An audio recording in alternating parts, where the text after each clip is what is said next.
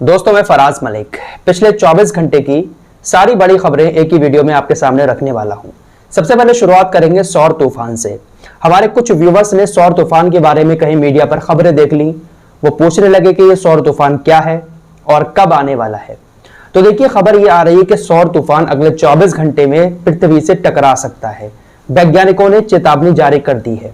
इससे पहले भी 3 बार सौर तूफान दुनिया में आ चुके हैं, 1859 में, 1921 में और 1989 में।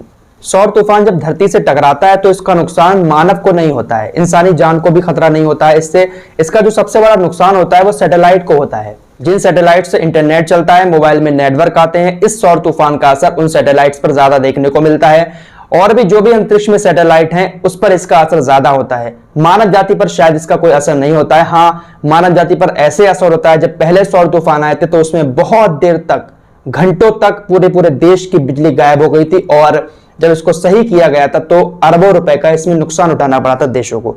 तो ये नुकसान जरूर होता है, लेकिन जान का नुकसान शायद इसमें नहीं होता है। दूसरी खबर प्रधानमंत्री मोदी जी से जुड़ी हुई है। आज हमारे देश के प्रधानमंत्री नरेंद्र मोदी जी ने 100 लाख करोड़ रुपए की गति शक्ति राष्ट्रीय मिशन, इस योजना का ऐलान किया है। 100 लाख करोड़ रुपए गति शक्ति राष्ट्रीय मिशन के तहत प्रधानमंत्री नरेंद्र मोदी जी भारत को देने वाले हैं और इन 100 लाख करोड़ रुपए का इस्तेमाल भारत के अंदर 16 परियोजनाओं में किया जाएगा। एक बड़ी सौगात प्रधानमंत्री मोदी जी ने देश को दी है। 100 लाख करोड़, 100 लाख करोड़। ये वैसा ही है जैसा कोरोना के टाइम में एक पैकेज आया था 20 लाख करोड़ का। वो पैकेज कहां गया, किसको उसका लाभ मिला, आज तक समझ नहीं आया। तो 100 लाख करोड़ दिए हैं। देखते हैं कि भैया देश की कितनी तरक्की होती है। अगली खबर निर्मला सीतारमण से जुड़ी हुई है। हमारे देश की वित्त मंत्री निर्मला सीतारमण अमेरिका दौरे पर हैं। वित्त मंत्री निर्मला सीतारमण से एक मीटिंग के दौरान एक सवाल पूछा गया अमेरिका के अंदर के लखीमपुर के अंदर 4 किसानों की जो मौत हुई है, इस पर देश के प्रधानमंत्री नरेंद्र मोदी और आपकी पार्टी के बड़े बड़े जो नेता हैं वो खामोश क्यों हैं, उनकी तरफ से कोई रिएक्शन क्यों नहीं दिया गया। तो इस पर वित्त मंत्री निर्मला सीतारमण ने जो जवाब दिया है ना, ध्यान से सुनिएगा। निर्मला सीतारमण ने कहा कि ये कोई नई घटना नहीं है, ऐसी और भी घटनाएं देश के अंदर और जगहों पर होती रहती हैं, लेकिन कुछ लोग ऐसे हैं जो किसी भी समय किसी दूसरी घटना को उठाकर बीजेपी पार्टी को टारगेट करना शुरू कर देते हैं। कुछ लोगों से मतलब उनका सीधा निशाना विपक्ष के ऊपर था। उन्होंने कहा कि कहीं पर कोई घटना हो जाती है तो उस घटना को उस समय नहीं उठाया जाता, बल्कि विपक्ष किसी और समय पर उसको उठाता है। उनसे पूछा गया कि प्रधानमंत्री खामोश क्यों हैं, उसके जवाब में वो विपक्ष को ही टारगेट करने लगी। कहां पर जाकर, अमेरिका के अंदर जाकर।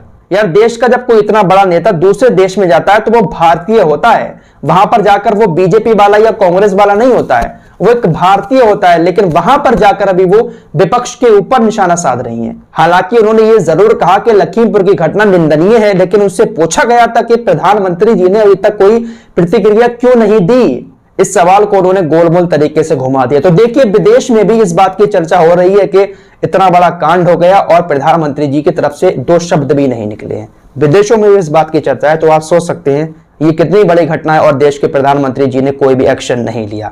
अगली खबर मनोज तिवारी जी से जुड़ी हुई है। भाजपा के नेता हैं, कल आपने खबर सुनी होगी कि इनको थोड़ी सी चोट लग गई। असल में दिल्ली के अंदर केजरीवाल सरकार ने छठ पूजा को सार्वजनिक जगहों पर बैन कर दिया है, यानी सार्वजनिक जो जगहें हैं वहां पर छठ पूजा करने से मना कर दिया, बैन लगा दिया केजरीवाल सरकार ने। अब इसको लेकर भाई बीजेपी पार्टी के नेता धरना प्रदर्शन करना शुरू कर देते हैं। मनोज तिवारी के साथ बहुत सारे बीजेपी के नेता सड़कों पर उतर आते हैं। पुलिस ने बैरिकेडिंग लगाकर रोकने की भी कोशिश की, लेकिन इन नेताओं ने बैरिकेडिंग तोड़ दी। पुलिस ने वाटर कैनन का भी इस्तेमाल किया। किसान अगर बैरिकेडिंग तोड़ देता है तो कैसे कैसे शब्दों का इस्तेमाल करते हैं ये बीजेपी नेता, लेकिन बीजेपी नेता कुछ भी कर दें, बैरिकेडिंग तोड़ दी, वाटर कैनन का इस्तेमाल करना पड़ा पुलिस को, लाठीचार्ज भी थोड़ा बहुत हुआ जिसमें मनोज तिवारी को चोट भी लग गई। उसके बाद मनोज तिवारी को सफदरजंग हॉस्पिटल में एडमिट कराया गया, लेकिन उनके एडमिट होने के बाद, चोट लगने के बाद सोशल मीडिया पर लोग उनकी मजाक उड़ा रहे हैं।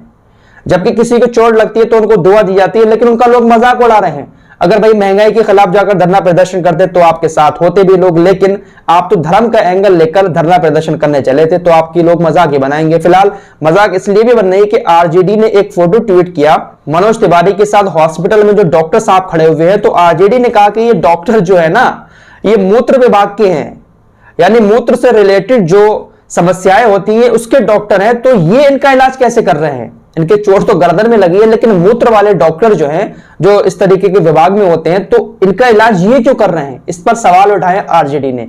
कहीं ये कोई ढोंग तो नहीं कर रहा है कि गर्दन में चोट लग गई है? तो आरजेडी ने ये ट्वीट किया है, आपके सामने है। अगली खबर तमिलनाडु से है। तमिलनाडु के कोयम्बटूर में एक स्थानीय निकाय चुनाव हुआ, जहां पर बीजेपी नेता को सिर्फ 1 वोट मिला।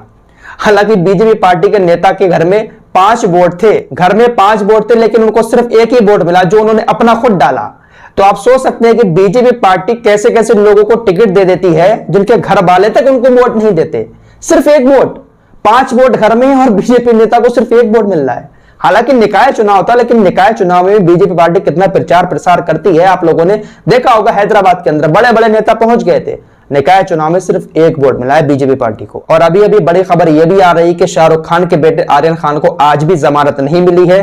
कल फिर से सुनवाई होगी, और साथ ही साथ जो लखीमपुर के मंत्री जी के बेटे हैं, उनको भी आज जमानत नहीं मिली है। उनकी भी जमानत याचिका को खारिज कर दिया गया है। अब 3 दिन के बाद फिर से सुनवाई होगी। अब देखते हैं कि 3 दिन के बाद क्या कुछ होता है, उनको सजा मिलती है, मंत्री जी का इस्तीफा होता है, क्या कुछ होता है, वो आने वाले 2, 4, 5 दिनों में पता चल जाएगा। फिलहाल इस रिपोर्ट में इतना ही। मिलते हैं एक और नई वीडियो के साथ, तब तक के लिए अपना ख्याल रखें।